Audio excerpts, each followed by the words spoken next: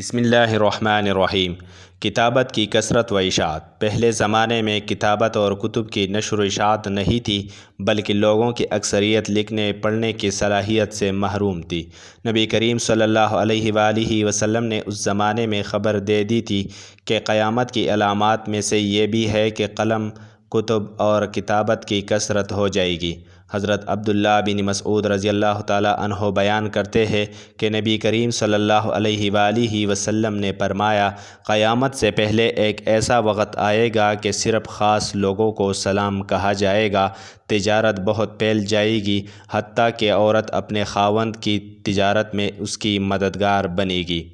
قطع رحمی کی جائے گی، جھوٹی گواہی دی جائے گی، سچی شہادت چھپائی جائے گی اور قلم کا ظہور ہوگا۔ نبی کریم صلی اللہ علیہ وآلہ وسلم کے الفاظ قلم کا ظہور ہوگا سے شاید یہ مراد ہے کہ کتابت اور کتب کی کثرت ہو جائے گی اور وسیع پیمانے پر ان کی نشر و اشاعت ہوگی، حتیٰ کہ طباعت، تصویر سازی اور نشر و اشاعت کے جدید وسائل کی کثرت کے باعث لوگوں کی اکثریت آسانی سے ان تک رسائی حاصل کر لے گی، مگر اس سب کچھ کے باوجود لوگوں میں امور شریعت و دین کے بارے میں جہالت زیادہ ہوتی چلی جائے گی۔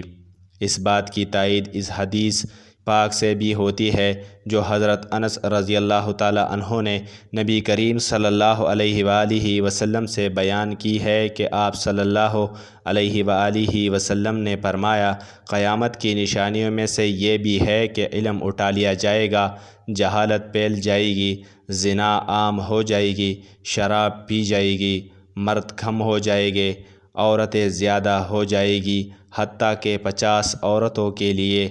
صرف ایک نگران